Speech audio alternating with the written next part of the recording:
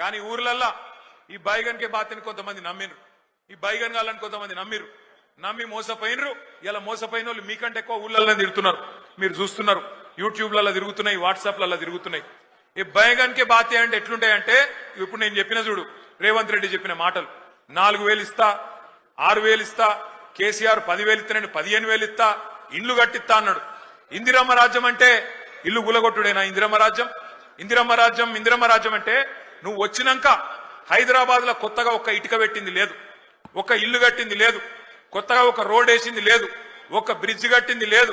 కానీ ఎన్ని ఇల్లు గులగొట్టినావు, ఎంతమందిని ఇండ్లలో ఉండే మా గరీబోళ్లను ఎంతమందిని రోడ్డు మీదకి నూకినావు. నీ హైడ్రా బుల్డోజర్ల అరాచకం ఆగాలంటే ఖచ్చితంగా మన అభ్యర్థి గెలవాలి. ఇవాళ జరుగుతున్న ఈ పోరాటం ఏదైతున్నదో తెలంగాణలో ఉన్న గరీబులకు, తెలంగాణని ఇవాళ గద్దల్లాగా తన్నుక తింటున్న కాంగ్రెస్ వాళ్లకు మధ్యనే జరుగుతా ఉన్నది. మీరు దయచేసి నేను కోరుతా ఉన్నా, ఈ బాకీ కార్డు ఏదైతున్నదో ఇంటింటికి తీసుకొని పోవాలి. తప్పకుండా జూబ్లీహిల్స్ లో కాంగ్రెస్ ను ఓడగొడితేనే 6 గ్యారంటీలు అమలైతాయి. తప్పకుండా కాంగ్రెస్ ను ఈడ్చి కొడితేనే, కళ్ళు బైర్లు గమ్మేటట్టు కొడితేనే హామీలు పొర్లుకుంటా మీ ఇంటికి వస్తాయి. లేకపోతే ఇంతకుముందు అన్న చెప్పినట్టు మరి మీరు ఏమి ఇయ్యకపోయినా మాకే ఓటేసిండ్రు కదా, ఎందుకు ఇయ్యాలి అనే మాట రేవంత్ రెడ్డి మాట్లాడే పరిస్థితి వస్తుంది.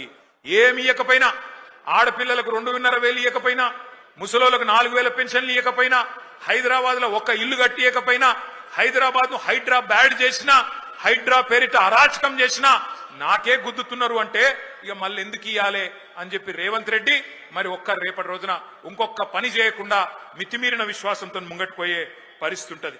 దయచేసి మిమ్మల్ని మేము కోరేదల్లా ఒక్కటే, ఈ నెల రోజులు గట్టిగా కొట్లాడదాం. మీరు చూస్తున్నారు ఎట్లున్నది కాంగ్రెస్ ప్రభుత్వ పరిస్థితి. ఒక్కటంటే ఒక్క పని కొత్తది చేసింది లేదు. మీదికెళ్ళి ఎవరైనా పోతే గలీజ్ మాటలు మాట్లాడుతున్నాడు ముఖ్యమంత్రి. ఎవరిని చూడలే మనం ఇటువంటి ముఖ్యమంత్రిని. మీ అందరు ఇక్కడ ఉన్న వాళ్ళు చాలా మంది హైదరాబాద్ లో మీకు తెలుసు, ఎన్టీ రామారావు గారిని చూసినాం, చంద్రబాబు నాయుడు గారిని చూసినాం ముఖ్యమంత్రిగా, రాజశేఖర్ రెడ్డి గారిని చూసినాం, ఆ తర్వాత రోషయ్య గారిని చూసినాం, కిరణ్ కుమార్ రెడ్డి గారిని చూసినాం, తర్వాత కేసీఆర్ గారిని చూసినాం, ఇక ఇప్పుడు ఈయనను చూస్తున్నాం. ఇంతమంది ముఖ్యమంత్రులు చూసిరు కానీ ఎవరన్నా ముఖ్యమంత్రికి ఇంత గలీజ్గా మాట్లాడిండా ఒక్కసారి యాద్ చేసుకోండి. ఏం మాట్లాడుతుండే ముఖ్యమంత్రి? ఎవరన్నా గట్టిగా మాట్లాడిరు అనుకో, ఏమాయా నువ్వు హామీలు ఇచ్చినావు నెరవేరుస్తలేవంటే ఏమంటుండు? నీ గుడ్లు వీకి గోటీలాడుతా, నీ పేగులు తీసుకొని మెడలేసుకుంటా. ఈ పేగులు మెడలేసుకునేది నాకు అర్థం కాదు. ఏమైనా బోటి కొట్టేటోనివా? ఏమిటిది నువ్వు ముఖ్యమంత్రివా? బోటి కొట్టేటోనివా? పేగులు మెడలేసుకుంటా.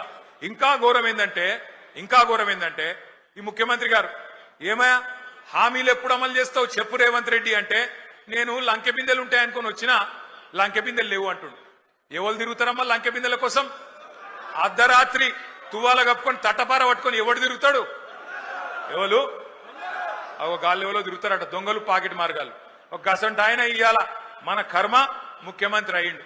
ఎంత ఘోరం అంటే, ఎంత అన్యాయం అంటే, ఎన్నడూ ఇంత దివాలాకోరు మాటలు ఏ ముఖ్యమంత్రి కూడా మాట్లాడలే.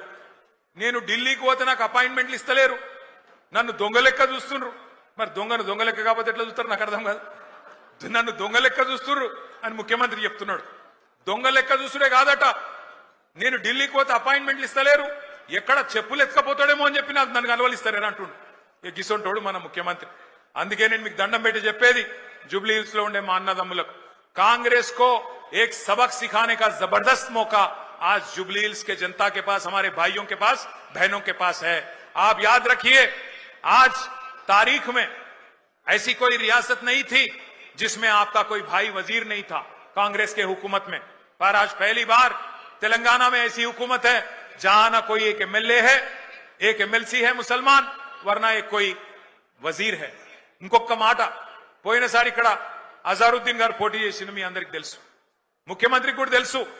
అజారుద్దీన్ గారు మరి మళ్ళా టికెట్ అడుగుతాడేమో అని చెప్పి ఏం చేసిండు ఈసారి? ఆయనకి ఏదో ఎమ్మెల్సీ ఇస్తున్నా అని చెప్పి ఒక కాగితం ఏదో తయారు చేసి ఆయన ముఖాన కొట్టిండు, ఆయనను కట్టుకొట్టిండు, బక్రా చేసిండు. ముఖ్యమంత్రికి కూడా తెలుసు అది నిల్వది. అజారుద్దీన్ కి ఇచ్చే ఎమ్మెల్సీ కోర్టులో నిలబడది, కోర్టులో ఆల్రెడీ కేసు నడుస్తున్నది. అట్లాగే పక్కన షేక్పేట్ల ఖబరస్థాన్ కు జాగా ఇచ్చినా అన్నాడు, అక్కడ పోతే అది నిలబడది కోర్టులో అని తెలుసు. ఆర్మీ వాళ్ళు వచ్చి వాళ్ళు నిలగొట్టిరు అక్కడ. అట్లాగే 42% రిజర్వేషన్ అంటాడు, అది కూడా కోర్టులో నిలబడదని తెలుసు. ముఖ్యమంత్రికి తెలిసి ఇవాళ జూబ్లీ హిల్స్ ప్రజల్ని, బీసీలని, మైనారిటీలను మోసం చేస్తా ఉన్నాడు. అందుకే మరి జూబ్లీ హిల్స్ లో కాంగ్రెస్ పార్టీని చిత్తుగా ఓడిస్తే తప్ప మరి ఈ హామీలు అమలు కావు. జూబ్లీహిల్స్ గల్లీలో మీరు పంచుకొడితే ఢిల్లీలో అధిష్టానం అదిరి పడాలి. రేపటి రోజున ఖచ్చితంగా ఒక్కొక్క వాగ్దానం అమలు కావాలి. మీ అందరినీ మేము కోరేది మళ్ళొక్కసారి, బుల్డోజర్ కావాలనా లేకపోతే మరి కారు కావాలనా ఒక్కసారి మీరు యాద్ చేసుకోండి.